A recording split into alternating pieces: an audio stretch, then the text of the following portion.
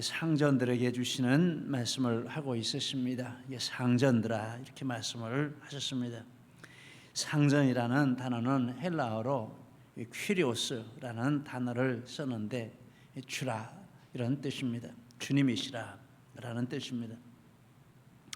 신약 성경에서 퀴리오스라는 이 단어는 관리, 국가 공무원, 또 군대 지휘관, 어떤 일의 책임자, 또 탁월하고 우월한 존재, 이런 대상들을 부르는 이런 용어로 썼습니다. 가장 많게 또 가장 중요하게는 하나님, 예수님에 대한 호칭을 이렇게 퀴리오스라고 썼습니다. 그리고 이 하나님께 대해서는 절대적인 의미를 갖는 그런 단어로 썼습니다.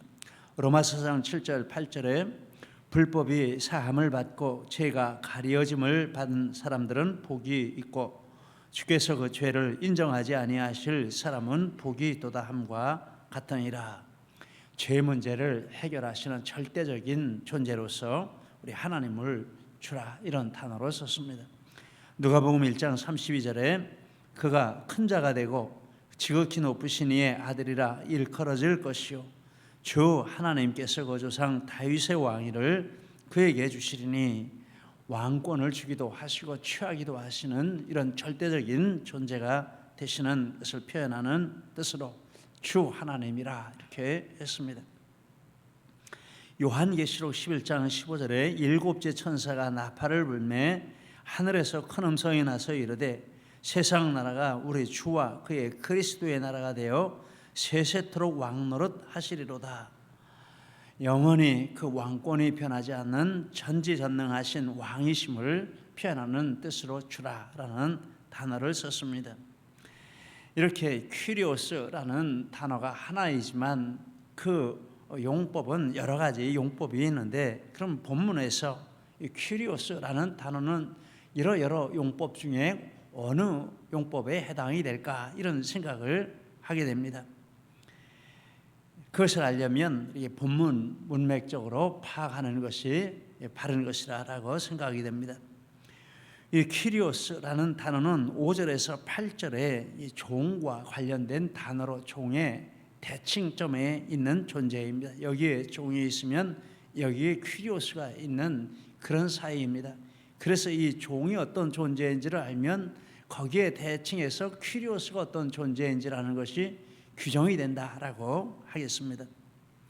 그래서 종의 뜻을 분명히 하는 것이 이 주가 어떤 주인지를 알 수 있는 방법입니다. 지난 시간에 신약 성경에 우리말로는 종인데 원어로는 다른 단어들인 곳들이 여러 곳 있다라는 것을 몇 가지 예를 들어서 살펴보았습니다. 그런데 크게 둘로 나누면 단어는 여럿이지만 권리가 있는 종과 권리가 없는 종으로 나눌 수 있습니다. 본문의 이 5절 8절에 나오는 종은 권리가 없는 종이라고 말씀을 드렸습니다. 둘러스라는 단어인데 이 단어는 생명을 포함한 모든 권리가 주인에게 있는 존재를 말합니다.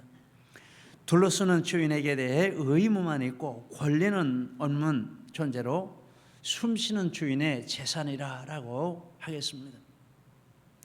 그러므로 9절의 주는 이러한 종의 대칭되는 뜻으로서의 주임으로 종에 대해서 절대적인 권세를 가진 존재를 나타내는 말입니다. 아마 이 서신이 쓰여질 당시 대부분의 주인들이 이 종에 대해서 자기가 거느리고 있는 이 종에 대해서 노예에 대해서 그런 생각을 가지고 있을 것입니다. 내가 너의 주라라고 할 때 주인이라고 할 때 나는 너에게 대해서 절대적인 권세를 가지고 있다라는 뜻으로 이렇게 생각을 하고 또 종에 대해서 그런 행동을 했을 것이라고 생각됩니다. 땅 위에 있는 하나님입니다. 종에게는 이 퀴리오스는 주인은 땅 위에 있는 하나님. 그런데 좋은 뜻으로 하나님이 아니라 나쁜 뜻으로 하나님. 왜냐하면 죄가 있기 때문에. 이런 상황에서 이 9절 말씀은 이런 생각을 가지고 있는 이 주들에게 주시는 하나님의 말씀이라고 하는 것입니다. 뭐라고 말씀합니까? 이와 같이 하라라고 했습니다. 이와 같이라는 이 말씀은 5절에서 8절에 종들에게 주신 교훈을 지칭하는 말입니다. 어떤 교훈을 주었습니까? 이것도 지난 시간에 살펴보았지만 간단히 다시 한번 정리를 해보겠습니다. 두렵고 떨림, 성실한 마음으로 육체의 상전에게 순종하라. 5절 말씀. 메투엘리 주석에는 최소한 주인들의 마음을 상하게 하지 않도록 힘써야 합니다 라고 했습니다. 둘째, 눈가림만 하지 말고 기쁜 마음으로 하라. 6절로 7절. 수동적으로 억지로 종노릇 하지 말고 능동적으로 적극적으로 종노릇 하라 라는 말씀입니다. 셋째, 그리스도께 하듯 섬기고 그리스도의 종들처럼 하나님의 뜻을 행하라. 5절로 7절 말씀. 여러분이 맡은 모든 일을 그리스도 앞에서 그리스도를 위하여 그리스도의 일로 하라. 그러면 그것이 주님을 섬기는 사역이고 삶의 제사가 된다. 이런 교훈을 해주었습니다. 그런 내용을 담은 아름다운 문장이 로마서 12장 1절로 2절 말씀입니다. 우리 같이 한번 읽겠습니다. 그러므로 형제들아, 내가 하나님의 모든 자비하심으로 너희를 권하노니 너희 몸을 하나님이 기뻐하시는 거룩한 산 제물로 드리라. 이는 너희가 드릴 영적 예배니라. 너희는 이 세대를 본받지 말고 오직 마음을 새롭게 함으로 변화를 받아 하나님의 선하시고 기뻐하시고 온전하신 뜻이 무엇인지 분별하도록 하라. 세상의 종은 이 세대에 이런 정신을 가지고 행할 것입니다. 그래서 주인을 미워하고 혐오하고 죽이지 못해 살고 종노릇하고 이렇게 할 것입니다. 그런데 이 세대를 본받지 말고 이렇게 하나님 앞에 내 삶이 하나님이 받으시는 제사가 되게 하라. 이렇게 말씀을 하십니다.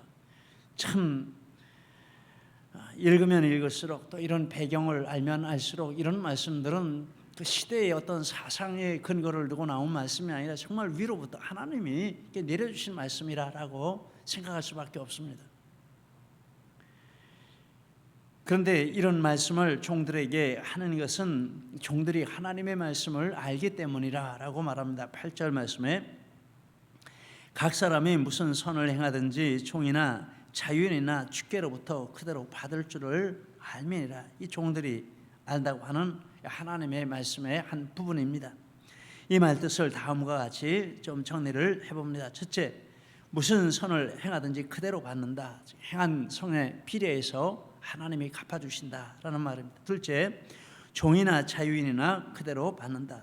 하나님 앞에는 노예나 주인이나 차별이 없이 하나님이 그들의 행한 대로 갚아주신다라는 것입니다.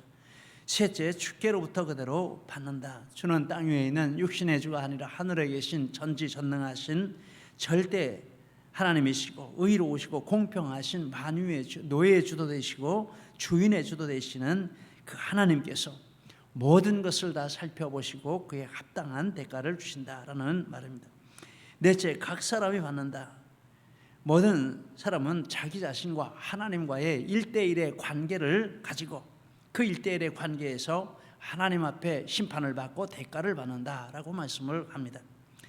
다섯째, 각 사람이 안다라고 했습니다. 즉 종들이 이 편지를 받는 종들, 각 종들이 이 진리를 알고 있다라는 말씀입니다. 분명하게 알고 확신하고 있습니다.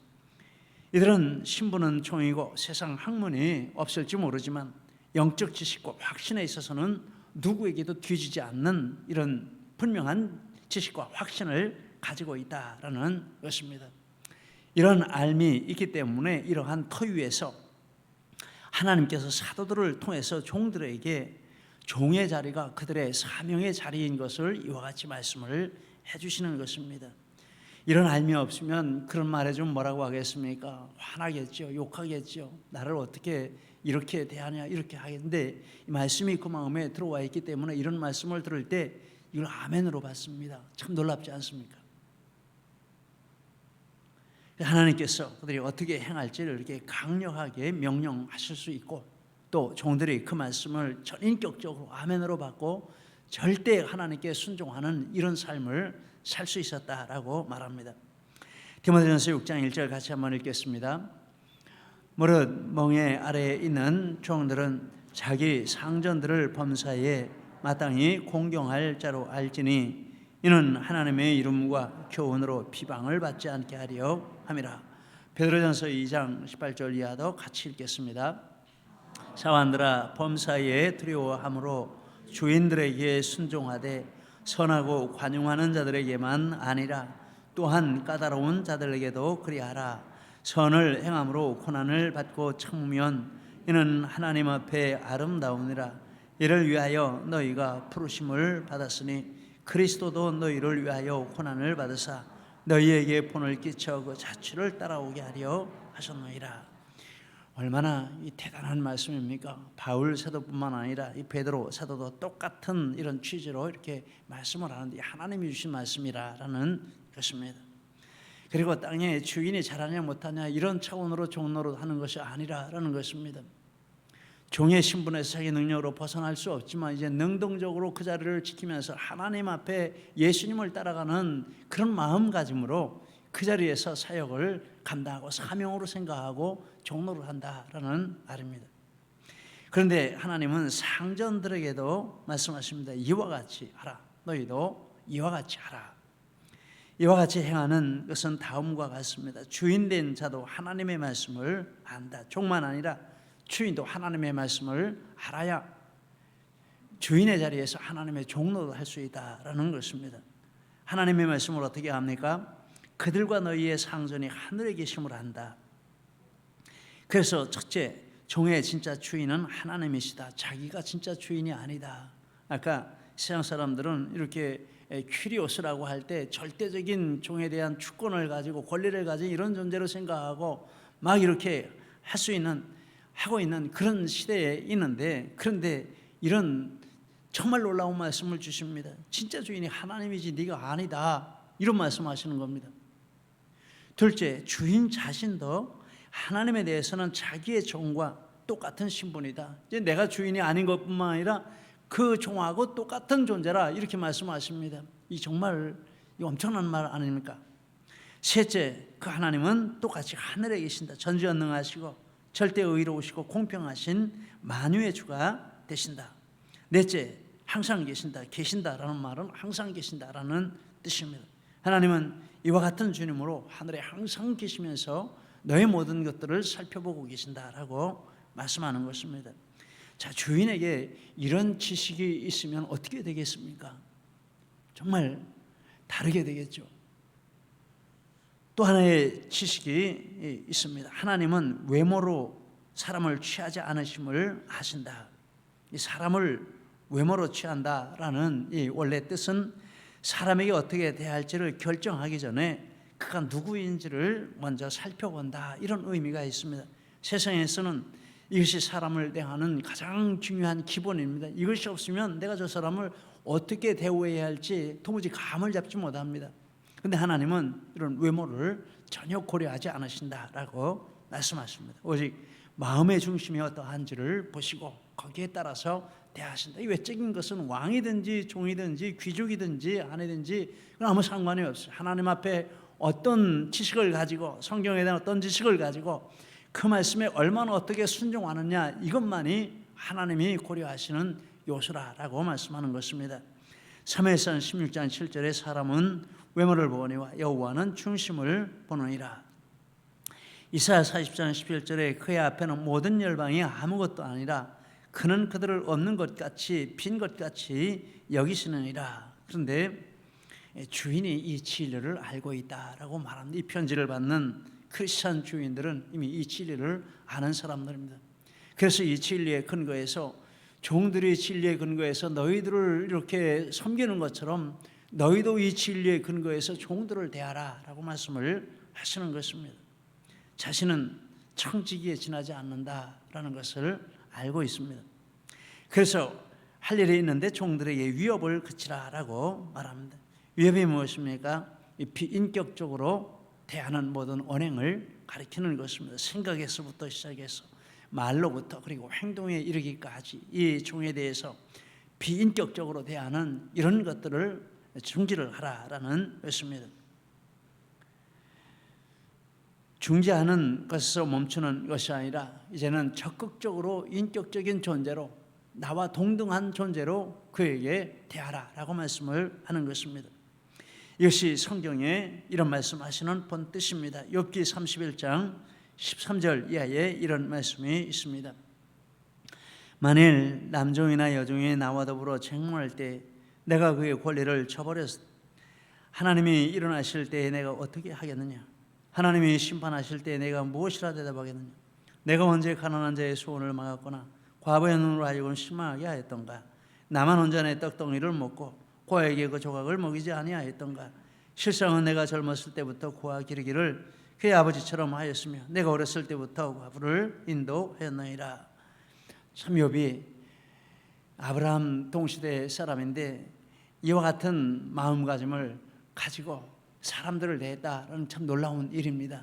왜냐하면 그 안에 이 하나님이 계시기 때문에 그랬다라고 할 수 있습니다. 그런데 욥이 그렇게 한 구체적인 이유를 이 3장 15절에서 말씀을 하고 있습니다. 이거 같이 읽겠습니다. 나를 태 속에 만드시니가 그도 만들지 아니하셨느냐? 우리를 뱃속에 지으시니가 한 분이 아니시냐? 이 구약성경이나 신약성경이나 진리는 똑같습니다. 그래서 하나님이 만드실 때 나를 만드신 하나님이 저도 만드셨고 나와 같이 만드신 하나님이 똑같이 사람으로 만드셨는데 내가 어떻게 주인의 자리에 있다고 비인격적으로 종을 대할 수 있고 다른 사람을 대할 수 있느냐, 이런 생각을 가지고 있었던 것입니다. 역시 신약성경에도 분명하게 말씀을 하는 진리입니다. 갈라디아 3장 28절에 너희는 유대인이나 헬라인이나 종이나 자유인이나 남자나 여자나 다 그리스도 예수 안에서 하나이니라. 메시 성경은 이렇게 말씀을 했습니다. 여러분은 모든 지위와 권리에서 동등합니다. 유대인과 헬라인이 또 종과 자유인이 또 남자나 여자가 이런 것에 구애되지 않고 하나님 앞에서 모든 지위와 권리에서 동등하다.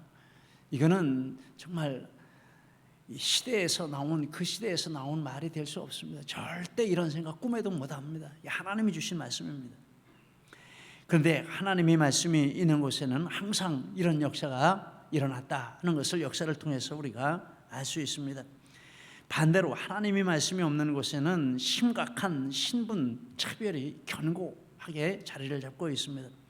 기류의 인생이라는 TV 프로그램이 있습니다. 이게 어떻게 잠깐 보게 되었는데 네팔 사람에 대한 이런 이야기를 하고 있었습니다. 네팔에는 인도의 카스트 제도의 영향을 받아서 사회 구조가 되어 있습니다. 네팔과 인도는 우리나라하고 중국하고 같습니다. 우리가 중국에 엄청난 영향을 받는 것처럼 네팔이 그랬습니다. 네팔의 국토의 반이 지금 인도가 점령을 하고 있습니다. 반쪽밖에 없습니다. 그런데 모든 사회 영향을 받았는데, 그래서 카스트 제도의 영향을 받아서 4계급으로 사회가 나눠졌는데 브라만, 사제계급, 크샤트리아, 왕과 귀족계급, 바이샤, 자영농, 상공업자, 수드라, 농노, 노동자. 그런데 이 4계급만 있는 게 아니라 등수에도 들지 못하는, 계급에도 들지 못하는 찬달라라는 이런 집단이 있는데 불가촉 천민이라 이렇게 번역을 했습니다.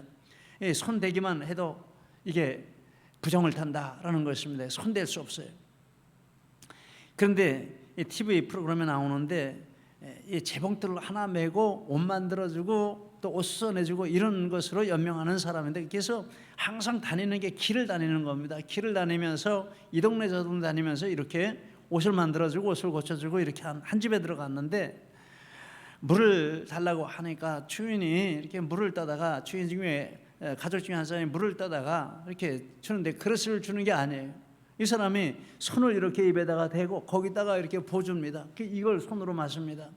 왜 그렇게 하냐? 이렇게 방송 만드는 사람이 물어보니까 저 사람이 찬달라인데 불가촉 천민인데 접촉하면 부정타기 때문에 절대 손을 안 댄다. 그래서 이렇게 물을 따라주고 저는 손을 이렇게 받아서 마신다라고 했습니다. 그리고 그 그릇은 부정타기 때문에 깨끗하게 씻어가지고 밖에다 말린 다음에 쓴다, 이런 말을 했습니다. 이번에 이런 자료를 찾아보면서 또 한 부류가 있는데 불가시 천민도 있더라고요. 불가시 천민은 보면은 부정 타는 거예요. 만지면 부정 타는 게 아니라 보면은 부정을 타요. 그래서 이 불가시 천민은 종을 가지고 다녀요. 저기 사람이 오면은 종을 흔들어요. 나 보면 안 됩니다, 부정 탑니다, 나 보지 마십시오, 이렇게 총으로 흔들어 가지고 이런 그룹도 있다라고 말을 했습니다.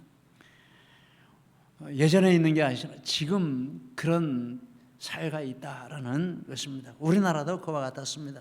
산업공상의 이 네 계급, 깰 수 없는 이런 계급이었고 그 아래 불가촉 천민이 있는데 그 대표적인 존재가 백정이었죠. 백정은 이름도 없습니다. 호적도 없습니다. 권리도 없습니다. 때리면 맞고 죽이면 죽어야 됩니다. 이 나라에 살지만 이 나라 백성도 아닙니다. 아무것도 없습니다. 짐승이나 다름이 없습니다. 필요해서 살려두는 것이지 필요하지 않으면 언제든지 죽일 수도 있는 그런 존재가 백정입니다. 그런데 복음이 들어오고 높은 신분 중에 복음을 받은 사람들 중에 우리나라에서도 이와 같이 행한 이런 인물들이 많이 있다라는 것을 이렇게 자료를 통해서 찾아보았습니다. 그 중에 한 사람이 독립운동가 몽양 여운형이라는 분인데 이분이 청년 시절에 성경 공부를 하다가 예수님을 영접했습니다. 예수님 믿게 되었고 배제학당과 평양 신학교를 다녔습니다. 졸업하지는 않고 상해로 가서 독립운동을 했고 또 조선중앙일보 사장으로 1936년에 베를린 마라톤에서 송기정 선수가 우승을 했을 때 일본 신문에는 일장기를 이렇게 해가지고 신문에 냈는데 우리나라 신문들은 일장기를 다 치우고 그냥 맨 이렇게 냈어요. 그래서 이것을 주도한 사람이 이 바로 여운형이 주도했다 이렇게 이번에 자료를 보니까 나와 있습니다. 이런 독립운동 건국 활동을 인정받아 2008년에 건국훈장 대한민국장 최고의 이렇게 훈장이라고 합니다. 이 분야에서 이것을 받았고 그런데 그에게 우리가 본문과 관련되어서 중요한 일이 있는데 봉제사 전통을 폐하고 아마 종과 집인 것 같습니다. 제사 지내는 것을 다 폐하고 그리고 그 집안의 모든 노복 종들을 다 풀어주었습니다. 자유를 주었습니다. 정말 대단하지 않습니까? 어떻게 이런 일을 할 수 있습니까? 복음이 그 마음에 들어가니까 그렇게 하는 것이죠. 오늘 세계 사람들이 부러워하는 우리 대한민국의 이와 같은 자유와 평등은 하나님 말씀을 이 땅에 전파한 선교사님들과 그 말씀을 받아서 이와 같이 그대로 믿고 그대로 순종한 믿음의 선진들의 충성의 열매라고 할 수 있습니다. 그리고 이 구절에 이와 같이 종 주인들에게 하라라고 한 이 최초의 신뢰가 나오는데 바로 필레몬서입니다. 지난주에 바울 사도가 필레몬서를 쓸 당시 로마의 행정관 세컨더스가 그의 노예에게 살해를 당했고 그래서 그 집안에 남자 노예, 여자 노예, 그들의 자녀들의 노예 합 400명이 사형을 당했다라는 말씀을 드렸습니다. 필레몬서는 바로 같은 시대에 쓴 서신입니다. 그런데 필레몬서의 주인공 중에 하나는 오네시모인데 필레몬의 재산을 훔쳐간 노예입니다. 그런데 이런 노예는 체포되면 바로 사형에 처해지는 것이 당시의 법이었습니다. 바울 사도는 그 오네시모를 어떤 과정에서 그랬는지 모르지만 로마 옥중에서 만났습니다. 그래서 전도해서 예수님을 믿게 했습니다.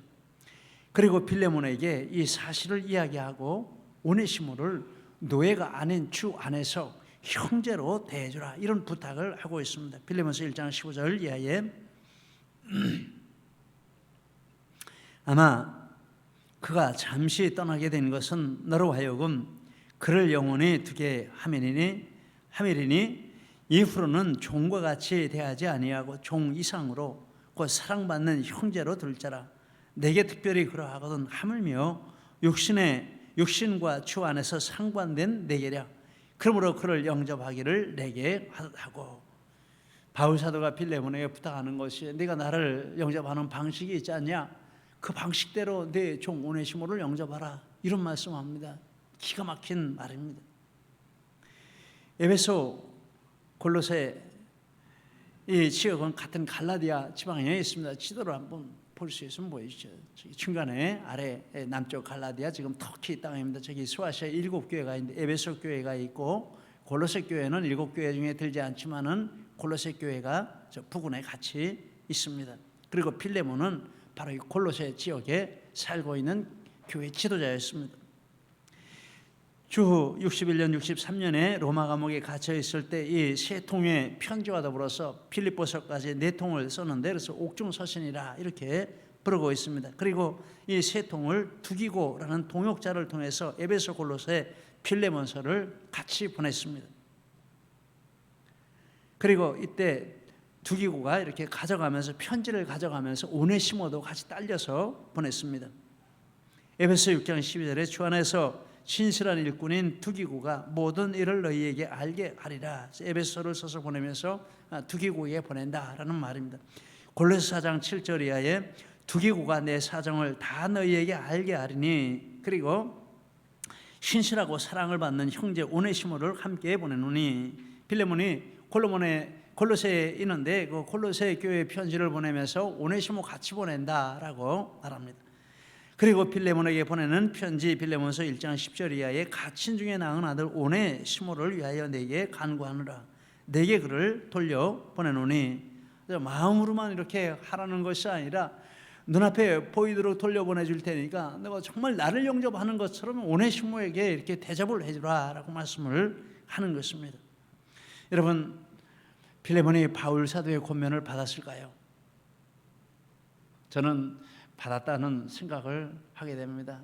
받지 않을 수 없었겠죠. 왜냐하면 그 마음에 성령님이 계시니까 안 받을 수가 없는 겁니다. 이게 다 교훈으로 들어서 되는 게 아니라 마음에 성령님이 계셔야 이게 아멘이 되고 순종할 수 있는 것이죠. 이 빌레몬의 마음에 성령님이 계셨을 테니까 안 받을 수가 없는 것입니다. 아멘으로 받고 그대로 순종했으리라 생각합니다. 또 만에 하나 안 받았다고 해도 성경의 교훈은 틀림이 없는 사실입니다. 역사에는 이와 같은 성경 진리를 믿고 순종한 하나님의 사람들이 가득합니다. 그리고 그들을 통해서 세상을 이와 같이 변화시키신 하나님의 역사가 바로 이 역사라고 할 수 있습니다. 이제 우리가 이와 같이 순종할 차례인 줄 믿습니다. 근데 특별히 이와 같이는 또 누구와 같이일까? 바로 예수님과 같이라고 생각합니다. 예수님은 진짜 절대적인 주인이시만 종보다 더 낮은 종의 자리에까지 내려가셔서 우리를 사랑하고 섬기심으로 이렇게 하나님의 자녀가 되게 해주신 이런 주인이십니다. 예수님의 이 사랑을 본받아서 우리가 서로 사랑한다면 이것이 하나님 앞에 이와 같이 행하는 일이 되리라고 믿습니다. 우리가 종의 자리에 있든지 상전의 자리에 있든지 우리 모두의 참 주인은 하나님이시고, 우리를 종과 같이 섬기셔서 구원받게 하시고 하나님의 백성 삼아주신 예수님의 참사랑을 받은 존재로서 우리가 있는 자리에서 하나님이 나를 이 자리에서 부르시고 이 소명으로 부르셨다는 것을 확신하고 그것을 실행함으로 하나님께 영광 올리고 세상을 변화시키는 하나님의 도구로 다 쓰임받는 우리 모두가 되시기를 예수님 이름으로 축복합니다. 기도하시겠습니다.